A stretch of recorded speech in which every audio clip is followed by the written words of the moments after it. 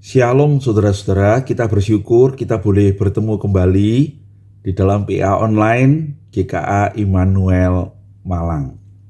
Hari ini kita akan meneruskan PA kita. Secara khusus hari ini kita akan belajar dari Kisah Para Rasul pasal yang ke-20 ayat yang ke-18 sampai ayat yang ke-36. Ini adalah tentang pesan Paulus kepada para tua-tua Efesus yang dia kumpulkan di Miletus dalam perjalanan dia menuju ke Yerusalem. Saya akan membacakannya untuk saudara-saudara sekalian. Sesudah mereka datang, berkatalah ia kepada mereka, "Kamu tahu bagaimana aku hidup di antara kamu sejak hari pertama aku tiba di Asia ini. Dengan segala rendah hati aku melayani Tuhan. Dalam pelayanan itu, aku banyak mencucurkan air mata dan banyak mengalami pencobaan dari pihak orang Yahudi yang mau membunuh aku. Sungguh pun demikian, aku tidak pernah melalaikan apa yang berguna bagi kamu. Semua aku beritakan dan kuajarkan kepada kamu, baik di muka umum maupun dalam perkumpulan-perkumpulan di rumah kamu.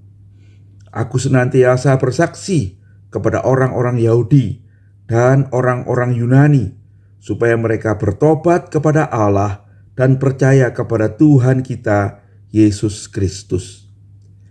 Tetapi sekarang sebagai tawanan roh aku pergi ke Yerusalem dan aku tidak tahu apa yang akan terjadi atas diriku di situ, selain daripada yang dinyatakan Roh Kudus dari kota ke kota kepadaku, bahwa penjara dan sengsara menunggu aku. Tetapi aku tidak menghiraukan nyawaku sedikit pun, asal saja aku dapat mencapai garis akhir dan menyelesaikan pelayanan yang telah ditugaskan oleh Tuhan Yesus kepadaku untuk memberi kesaksian tentang Injil kasih karunia Allah. Dan sekarang aku tahu bahwa kamu tidak akan melihat mukaku lagi, kamu sekalian yang telah kukunjungi untuk memberitakan kerajaan Allah. Sebab itu, pada hari ini aku bersaksi kepadamu bahwa aku bersih, tidak bersalah terhadap siapapun yang akan binasa. Sebab aku tidak lalai memberitakan seluruh maksud Allah kepadamu. Karena itu, jagalah dirimu dan jagalah seluruh kawanan, karena kamulah yang ditetapkan Roh Kudus menjadi penilik untuk menggembalakan jemaat Allah yang diperolehnya dengan darah anaknya sendiri. Aku tahu bahwa sesudah aku pergi, serigala-serigala yang ganas akan masuk ke tengah-tengah kamu dan tidak akan menyayangkan kawanan itu. Bahkan dari antara kamu sendiri akan muncul beberapa orang yang dengan ajaran palsu mereka berusaha menarik murid-murid dari jalan yang benar dan supaya mengikut mereka.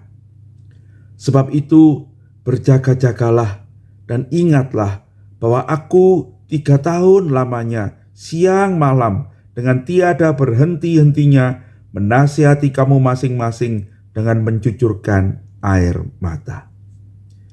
Dan sekarang aku menyerahkan kamu kepada Tuhan dan kepada firman kasih karunia-Nya yang berkuasa membangun kamu dan menganugerahkan kepada kamu bagian yang ditentukan bagi semua orang yang telah dikuduskannya. Perak atau emas atau pakaian tidak pernah aku ingini dari siapapun juga. Kamu sendiri tahu bahwa dengan tanganku sendiri aku telah bekerja untuk memenuhi keperluanku dan keperluan kawan-kawan seperjalananku. Dalam segala sesuatu telah kuberikan contoh kepada kamu bahwa dengan bekerja demikian kita harus membantu orang-orang yang lemah dan harus mengingat perkataan Tuhan Yesus bahwa Ia sendiri telah mengatakan, adalah lebih berbahagia memberi daripada menerima. Sesudah mengucapkan kata-kata itu, Paulus berlutut dan berdoa bersama-sama dengan mereka semua. Berbahagia kita yang membaca firman Tuhan, menyimpan dalam hati, dituntun dalam kebenarannya dalam hidup kita. Mari kita berdoa sebelum kita meneruskan PA kita. Tuhan, terima kasih kami boleh membaca firman-Mu, dan sekarang kami hendak membahasnya. Tuntunlah kami dengan kuasa Roh Kudus-Mu, khususnya hamba-Mu ini, supaya lebih banyak daripada yang bisa saya katakan. Tuhan, Engkaulah yang berkata-kata kepada setiap kami. Dan melalui pesan Paulus kepada para penatua di Efesus ini, kami semua belajar bagaimana melayani Tuhan. Terpujilah nama-Mu, kami mohon tuntunan di dalam Yesus Kristus, Tuhan dan Juru Selamat kami yang hidup. Amin. Nah, saudara-saudara, firman Tuhan yang barusan kita baca adalah tentang pesan Paulus dalam perpisahannya dengan para penatua di Efesus, ya. Seperti kita tahu, Efesus itu menjadi kota yang penting bagi perjalanan dan penginjilan Paulus. Di kota itulah Paulus tinggal cukup lama. Kalau kita membaca di dalam bagian sebelumnya, dia 3 bulan pernah mengajari sinagog, kemudian dia pindah ke ruang kuliah Tiranus, dan dia mengajar 2 tahun setiap hari di tempat itu. Tetapi kalau kita membaca di ayat 31, Paulus tuh mengatakan 3 tahun lamanya aku siang dan malam mengajar kamu. Jadi mungkin itu yang lebih tepat barangkali ya. Kira-kira 3 tahun lah Paulus ada di sana. Nanti kita akan mengenal ada 7 gereja di kitab Wahyu. Tetapi saya percaya dari situlah, dari Efesus ini tersebar Injil ke seluruh Asia.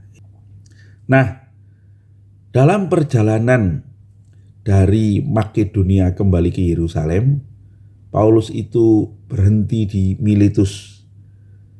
Sebetulnya Miletus tidak jauh dari Efesus, tapi Paulus tidak mau ketinggalan kapal dan dia tidak mau menghabiskan waktu banyak di Efesus, maka dia tidak ke Efesus. Tetapi kerinduannya kepada saudara-saudara di Efesus membuat dia kemudian menyuruh orang untuk memanggil para tua-tua datang bertemu dia di Miletus. Nah, saudara, berapa banyak tua-tua ini? Kalau kita lihat gambar di depan perpisahan itu, barangkali cuma sekitar 4-6 orang. Tidak banyak ya, ini seperti majelis di gereja. Dan kalau kita tahu ini bukan sekedar majelis, ini adalah tua-tua, berarti mereka adalah orang-orang yang diberi tanggung jawab pada jemaat. Dan nanti kalau kita membaca di ayat 28, ada istilah penilik, saudara, yang artinya itu seorang yang mengajar, episkopos gitu ya, yang menunjukkan mereka ini adalah guru-guru. Jadi mungkin adalah rekan KTB Paulus waktu dia masih di Efesus, orang-orang membantu Paulus mengajar, dan bahkan juga membantu memberikan pengajaran ke gereja-gereja di sekitar Efesus. Orang-orang ini yang berkumpul dengan dia, ya. Mereka mungkin KTB lagi di Miletus itu, dan kepada para pemimpin inilah Paulus meninggalkan pesan. Nah, menarik saudara-saudara, Ajit Fernando itu mengatakan inilah satu-satunya pesan terhadap tua-tua, para pemimpin yang dicatat di dalam Kisah Para Rasul. Banyak khotbah dalam Kisah Para Rasul, saudara-saudara, tetapi itu adalah khotbah tentang pertobatan, tentang keselamatan, tentang undangan untuk percaya pada Tuhan Yesus. Tetapi inilah satu-satunya khotbah yang dicatat oleh Lukas merupakan pesan atau khotbah bagi para pemimpin jemaat. Sehingga saudara, dari pesan ini kita boleh belajar bagaimana kita menjadi pemimpin jemaat. Kalau kita memperhatikan bagian ini, saudara-saudara, kita akan menemukan ada 3 bagian dari pesan Paulus ini. Yang pertama adalah Paulus itu menceritakan tentang teladan hidup yang ditunjukkannya sebagai pemberita Injil. Yang kedua, bagaimana kemudian tugas dan pelayanan bagi penatua di gereja Efesus itu. Bagaimana mereka harus menjaga kawanan dan juga peringatan tentang adanya penyesatan-penyesatan. Dan yang terakhir, Paulus itu kemudian menyerahkan mereka kepada Tuhan, ya, di dalam doa yang mereka lakukan bersama-sama sebelum mereka berpisah. Nah, kita akan bahas bagian itu secara singkat. Yang pertama, di ayat 18 sampai 27 kita menemukan apa yang Paulus teladankan ketika dia hidup di tengah-tengah jemaat di Efesus. Paulus mulainya dengan mengenang bagaimana dia dulu hidup di tengah-tengah jemaat di Efesus itu. Pertama-tama dia mengatakan, aku ini waktu datang itu saudara-saudara, aku tinggal bersama-sama dengan kamu. Ya, Paulus bekerja bersama dengan mereka, tinggal bersama-sama dengan mereka. Dia melayani dengan rendah hati di antara murid-murid itu. Dia mengalami kesedihan, ada cerita tentang mencucurkan air mata, tentang menangis. Dia menceritakan tentang bagaimana dia mengalami ancaman-ancaman dari pihak orang Yahudi. Tetapi dia terus memberitakan Injil di Tiranus, di sinagog, dan di rumah-rumah mereka. Dengan jalan itulah Paulus itu mengatakan, aku itu jadi tahu kebutuhanmu, ya. Aku memperhatikan kamu. Berikutnya dia berkata bahwa aku itu memberitakan Injil kepadamu, berita baik itu, dari rumah ke rumah maupun di tempat umum. Nah, tempat umum ini bisa jadi adalah Tiranus itu, ya, tempat di mana dia selama 2 tahun itu setiap hari mengajarkan kebenaran firman Tuhan. Di Tiranus itu aku mengajarkan apa yang perlu, yang berguna bagimu. Dalam arti aku menasehatimu, aku mengajarimu, aku menguatkanmu sebagai guru. Tetapi juga yang lebih penting adalah aku tuh memberitakan Injil Yesus Kristus di antara kamu sebagai seorang utusan Injil, ya. Aku meminta kepada kamu, orang Yahudi maupun orang Yunani, untuk bertobat, untuk percaya kepada Yesus Kristus Tuhan, supaya kamu beroleh keselamatan. Sebab itulah yang terpenting.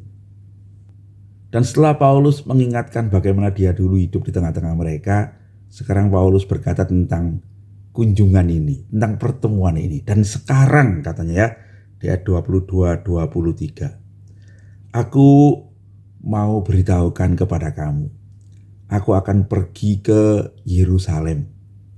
Aku tidak tahu apa akan terjadi di sana, selain daripada apa yang dikatakan Roh Kudus kepadaku, bahwa ada penderitaan, bahkan ada penjara yang sedang menanti aku.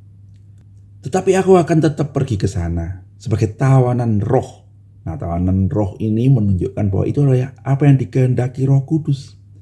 Roh yang selama ini menuntun Paulus sejak dia pertama kali melakukan perjalanan pemberitaan Injil ke daerah Frigia, Galatia, menuntun dia sampai ke Makedonia, sampai ke Akaya, dan kemudian menuntun dia sampai ke Efesus dan Asia ini. Dalam 3 kali perjalanan itu, roh itulah yang sekarang juga menuntun dia untuk ke Yerusalem. Itu yang dimaksud dengan aku pergi sebagai tawanan roh. Nah, sekalipun roh itu memberitahukan kepada dia bahwa penjara dan penderitaan akan menunggu dia, tapi Paulus mengatakan pada para penatua itu, tetapi aku tidak terlalu memperdulikan itu, ya. Yang penting itu bukan menyelamatkan diri, apakah aku aman atau tidak, ya. Tetapi yang terpenting bagi Paulus adalah apakah aku ini mengerjakan tugas yang diberikan oleh Yesus Kristus, yaitu memberitakan Injil sampai ke ujung bumi. Nah, saudara-saudara, kita tahu bahwa nanti setelah dari Yerusalem itu terakhir kali dalam penangkapan, itulah justru Tuhan menuntun Paulus sampai ke Roma, ya, dalam perjalanan yang terakhir. Nanti kita akan bahas pada pasal-pasal berikut itu, ya. Dan karena itu kemudian dia berkata, saudara-saudara, aku tidak akan bertemu dengan kamu lagi. Aku tidak akan bertemu dengan kamu lagi. Nah, kalau kita tahu kemudian di ayat yang terakhir, itu sungguh menyedihkan teman-teman sahabat-sahabatnya yang kira-kira 4-6 orang ini, ya, sahabat baiknya yang bersama-sama berjuang memberitakan Injil itu. Sampai dikatakan mereka bertangis-tangisan dan mereka saling memeluk itu, ya. Karena Paulus mengatakan, aku tahu, aku tidak akan bertemu dengan kamu lagi. Nah, lalu Paulus memberikan pesan yang sebetulnya jadi kayak pesan terakhir. Sebab tidak akan bertemu lagi, bukan? Jadi ini penting, ya. Yang pertama, bahwa jikalau kamu mengingat aku, ingatlah, aku sudah berusaha kerja keras di tengah-tengahmu, dan kamu menjadi saksiku, bahwa aku sudah menyelesaikan tanggung jawabku di tengah-tengah kamu. Aku bersih, aku tidak bersalah bagi mereka yang akan binasa, katanya, ya. Artinya aku sudah berusaha memberitakan kabar baik itu. Aku berusaha sekuat tenaga. Kalau sampai mereka tidak menerima kabar baik itu dan mereka menolak Tuhan, aku tidak bersalah lagi. Saudara-saudara, ini sesuai dengan apa yang dikatakan firman Tuhan, ya. Di dalam perjanjian lama, Tuhan mengingatkan kepada para pemimpin dan para nabi, para imam itu, ya. Kalau aku mau menghukum orang dan aku berkata kepadamu, orang itu akan dihukum karena kesalahannya, dan kamu tidak mengingatkannya, maka dia akan mati.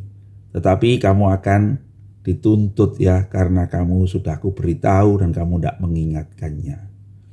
Dalam perjanjian baru kita juga bertemu bagaimana firman Tuhan mengatakan bahwa jikalau ada orang tahu berbuat baik tapi dia tidak melakukannya, maka dia sudah berdosa kepada Tuhan. Nah, ini yang dimaksud oleh Paulus. Aku sudah berusaha mengingatkan, aku sudah berusaha berbuat baik pada mereka, bagianku sudah kulakukan. Kalau mereka tetap tidak mau menerima, aku tidak bersalah. Nah, saudara-saudara, itu menjadi peringatan bagi kita juga, ya.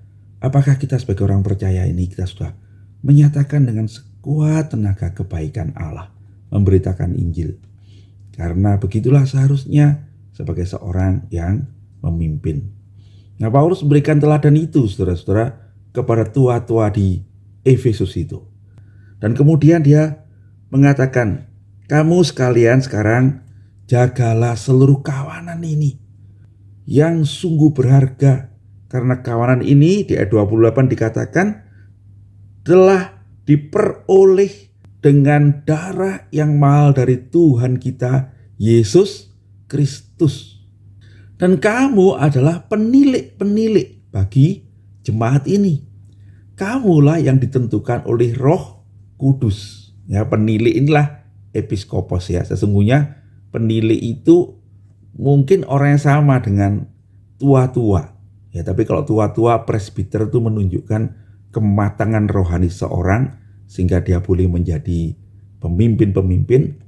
Kalau episkopos, penilik itu adalah tugasnya, ya, tugasnya yaitu memperhatikan seluruh jemaat. Dari kata episkopos inilah muncul kata uskup itu, saudara-saudara, ya. Dia yang memimpin seluruh imam-imam yang lain untuk memperhatikan seluruh jemaat. Jadi Paulus meninggalkan tanggung jawab itu pada mereka. Aku tidak akan ada lagi bersama kamu. Aku tidak akan ketemu lagi dengan kalian. Mungkin aku tidak ada ke Efesus lagi. Sekarang kamulah yang bertanggung jawab untuk jemaat yang sudah kita bangun bersama itu, ya. Kamulah sekarang peniliknya. Saudara, kalau kita jadi majelis, kalau kita jadi pengurus, kalau kita jadi hamba Tuhan, kita mesti menghayati peran ini, ya. Kita harus memperhatikan orang-orang yang dipercayakan kepada kita itu sebagai orang-orang yang berharga. karena bagi mereka lah Tuhan Yesus mati. Lalu Paulus juga memberikan peringatan, karena setelah aku tidak bersama-sama dengan kamu akan ada penyesat-penyesat, ya. Di ayat 29 dan 30 itu. Setelah aku pergi akan ada serigala yang ganas yang akan masuk ke tengah-tengah kamu dan yang tidak menyayangkan kawan itu. Mereka akan menjadikan kawan itu mangsanya, begitu ya. Lalu dia juga mengingatkan bahkan di antara kamu mungkin timbul penyesat-penyesat yang akan melayani untuk kepentingannya sendiri, menarik mereka dari jalan Tuhan untuk ikut dia, itu ya. Nah, saudara-saudara, itu juga menjadi peringatan bagi kita, ya. Hari ini pun kita akan menghadapi hal yang seperti itu di dalam pelayanan kita. Nah, Paulus memberikan nasihat, hendaklah kamu berjaga-jaga. Ya, bagaimana berjaga-jaganya, saudara-saudara? Di ayat 31 dikatakan begini, sebab itu berjaga-jagalah dan ingatlah bahwa aku 3 tahun lamanya siang malam tiada henti-hentinya menasihati kamu dengan mencucurkan air mata. Dan sekarang aku menyerahkan kamu kepada Tuhan dan kepada firman kasih karunia-Nya. Saudara, ini sejajar ya dengan tulisan Paulus di dalam 2 Timotius 3 ayat 16 dan seterusnya itu ya. Paulus mengajari Timotius sama dengan mengajari tua-tua di Efesus untuk berjaga-jaga. Yang pertama dengan apa? Dengan mengingat aku, ya. Mengingat pendahulu-pendahulu kita. Mengingat orang-orang yang membangun gereja ini, orang-orang beriman yang sungguh-sungguh dengan susah payah sudah membesarkan gereja kita. Tidak ada orang yang sempurna. Pasti ada kelemahan-kelemahan. Tetapi mengingat jerih payah mereka ketika mereka memulai membangun gereja itu, kita diingatkan ada orang-orang yang sudah dipakai Tuhan untuk memulai pelayanan di gereja ini. Yang kedua, mereka berjaga-jaga dengan mengingat firman Tuhan. Firman kasih karunia itu firman Tuhan. Kepada dua hal itulah kita berpegang. Mengingat saksi-saksi iman dan mengingat dan membaca dan merenungkan, belajar firman Tuhan. Dan terakhir, saudara-saudara, kemudian Paulus berkata, aku menyerahkan kalian semua kepada Tuhan. Di ayat ke-35. Sesudah mengucapkan kata-kata itu, Paulus berlutut dan berdoa bersama-sama dengan mereka semua. Paulus mendoakan mereka. Itu juga dikatakan Paulus di ayat 32 ya. Dan sekarang aku menyerahkan kepada Tuhan dan kepada kasih karunia-Nya yang memberi anugerah kepadamu dan akan menuntunmu sampai pada hidup yang kekal itu. Itu adalah doa itu, saudara-saudara ya. Jadi betapa pentingnya kita tuh berdoa bagi orang-orang yang melayani bersama-sama dengan kita. Dan kemudian pesan itu diakhiri dengan sebuah penutup. Nah, kalau kita membaca penutupnya ini, saudara-saudara, ayat 34 dan 35, kita menemukan penutup itu sama dengan apa yang dikatakan oleh Samuel ketika dia mengucapkan pesan perpisahan pada orang-orang Israel. Sama dengan pesan Yosua ketika ia menyampaikan pesan perpisahan kepada bangsa Israel. Dikatakan di situ, kamu sendiri tahu bahwa dengan tanganku sendiri aku telah bekerja untuk memenuhi keperluanku dan keperluan kawan-kawan seperjalananku. Paulus adalah pembuat tenda, ya. Artinya aku tidak mengambil keuntungan apapun dalam pelayananku kepadamu. Aku mencukupkan diriku sendiri. Dalam segala hal telah kuberikan contoh kepada kamu bahwa dengan bekerja demikian kita harus membantu orang-orang yang lemah. Ini menunjukkan bagaimana Paulus bukan hanya mencukupkan diri sendiri, bahkan dengan bekerja keras, dia itu berusaha menolong. Saudara-saudara, itulah melayani Tuhan ya. Tidak mudah bukan? Bukan cuma mencukupkan diri sendiri, tapi juga belajar menolong dengan apa yang kita terima itu. Dan kemudian Paulus mengingatkan prinsipnya itu, ya, dengan mengingat apa yang dikatakan oleh Tuhan Yesus sendiri, ada lebih berbahagia memberi daripada menerima. Kita tidak menemukan Tuhan Yesus mengatakan dalam Injilnya itu ya perkataan ini, ya. Tetapi saya kira itu adalah prinsip yang diterima oleh Paulus. Mungkin itu adalah apa yang dikatakan Tuhan Yesus dalam pertemuannya secara pribadi dengan Paulus, ya. Bagaimana dia harus memberikan hidupnya itu untuk menjadi keselamatan bagi banyak orang seperti yang dilakukan Tuhan Yesus. Yang Tuhan Yesus katakan adalah, kamu tuh menerima dengan cuma-cuma, berikanlah dengan cuma-cuma. Kamu sudah menerima anugerah Tuhan, berikanlah anugerah itu. Dan sukacitamu adalah ketika engkau memberi itu, ya. Ketika engkau membawa hidupmu untuk menjadi berkat bagi sesamamu. Saya ingin mengajak saudara melihat pelajaran singkat dari PA kita hari ini. Banyak hal kita bisa pelajari dari pesan Paulus ini, ya. Saya ingin mengajak saudara memikirkan dua hal aja. Yang pertama tentang KTB, saudara-saudara. Ketika saya membaca bagian ini di awal, saya merasa yang datang itu mungkin banyak. Tetapi kemudian ketika saya melihat gambar itu, saya baru sadar, oh iya, yang diundang ini adalah tua-tua jemaat Efesus. Dan kalau kita membaca syarat-syarat menjadi tua-tua, penatua itu, tidak semua orang, saudara-saudara. Lalu saya merefleksikan dengan gereja kita dan gereja-gereja yang lain, ya. Saya pernah ada di sebuah gereja di Amerika itu yang jumlah-jumlahnya ribuan orang, tetapi mereka hanya punya 8 tua-tua. Memang mereka punya banyak diaken, ya. Nah, kalau di gereja kita mungkin campur majelis dengan diaken. Gereja kita kira-kira ada 200 anggota, ya. Itu majelisnya, ya, berarti termasuk tua-tua dan diaken-diaken, ya. Itu sekarang 9 orang. Jadi bisa saya bayangkan Efesus itu waktu dimulai oleh Paulus, kita tidak tahu jumlah jemaatnya berapa, tapi saya kira tua-tuanya tidak banyak. Kalau lihat gambar itu sekitar 6 orang gitu, ya, 5 atau 6 orang begitu. Dan itu saya kira benar, ya. Dan ini adalah teman-teman KTB, saudara. Teman-teman yang berjuang bersama di dalam doa, di dalam pemberitaan firman Tuhan, di dalam melayani, di dalam membangun diri dengan belajar firman Tuhan bersama-sama. Orang-orang ini adalah pemimpin-pemimpin. Nah, saya kira kita mesti memikirkan kebenaran ini.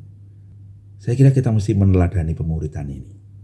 Gereja harus mempunyai sekelompok orang bersama dengan gembala, dengan hamba-hamba Tuhan yang memikirkan jemaat dengan sungguh-sungguh. Mungkin majelis-majelis, pemimpin-pemimpin pengurus ini mungkin mesti belajar apa yang dikatakan Paulus ini, bagaimana hidup sebagai seorang pemimpin itu.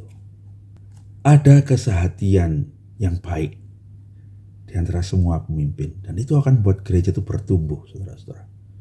Karena ada saling menguatkan, saling menopang, gitu, ya. Dan yang kedua, apa yang diteladankan Paulus, bagaimana dia berbicara tentang menjadi penilik jemaat, menjadi pemimpin jemaat.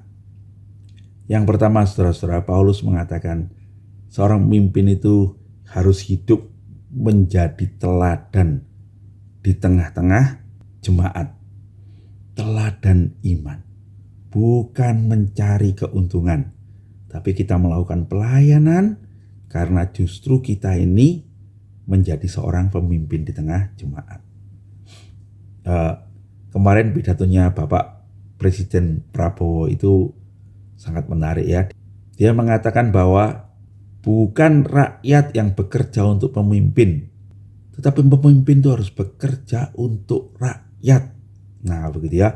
Bukan untuk diri sendiri cari keuntungan, tetapi untuk kebaikan rakyat. Panggilan ini indah, ya. Panggilan ini mulia, panggilan untuk berkorban. Panggilan untuk memuliakan Tuhan dalam hidup kita, menjadi gembala, menjadi penilik bagi umatnya. yang ada di dalam gereja. Tujuan hidup kita itu bukanlah menyelamatkan diri sendiri, tetapi tujuan hidup kita adalah menyelesaikan tugas tanggung jawab yang dipercayakan kepada kita. Dan akhirnya, bagaimana kita menjaga kawanan domba yang dipercayakan Tuhan kepada kita? Caranya adalah, yang pertama, kita menjaga diri sendiri dengan selalu belajar firman Tuhan, dengan selalu mengingat orang-orang yang dulu menjadi pengajar-pengajar kita, dengan memeriksa hati senantiasa. Yang kedua, dengan berdoa, mohon tuntunan Tuhan, mohon pertolongan Tuhan, mohon berkat dan kuasa Tuhan menyertai kita. Sebab kita tahu, jikalau bukan Roh Kudus yang menuntun kita, jikalau bukan Roh Kudus yang memberkati gerejanya dan membangun gerejanya, sesungguhnya kita tidak bisa melakukan apa-apa. Mari kita dengan rendah hati selalu bersandar kepada Tuhan dan bersungguh-sungguh berdoa bagi gereja Tuhan. Tuhan kiranya menuntun kita sekalian. Mari kita berdoa. Terima kasih Tuhan untuk apa yang boleh kami pelajari dari firman-Mu ini. Banyak hal sesungguhnya yang kami bisa pelajari. Tapi biarlah setiap saudara-saudara yang perhatikan firman ini, boleh Engkau sendiri yang mengajarkan apa yang terpenting, yang sesuai dengan keadaan kami sendiri ketika kami melayani Tuhan. Dan jika saudara-saudara yang terpanggil untuk menjadi pelayan-pelayan Tuhan, kiranya firman Tuhan ini menolong kami untuk dengan benar menjalani panggilan itu, memuliakan nama-Mu. Terima kasih Tuhan, kami berdoa dan bersyukur di dalam Yesus Kristus Tuhan dan Juru Selamat kami yang hidup. Amin. Demikian PA kita hari ini saudara-saudara. Saudara-saudara yang ingin mendiskusikannya lebih lanjut, ingin bertanya lebih lanjut, kita bisa bertemu nanti sore dalam Zoom meeting GKI Immanuel Malang jam 6 sore untuk membahas PA ini. Tuhan Yesus memberkati.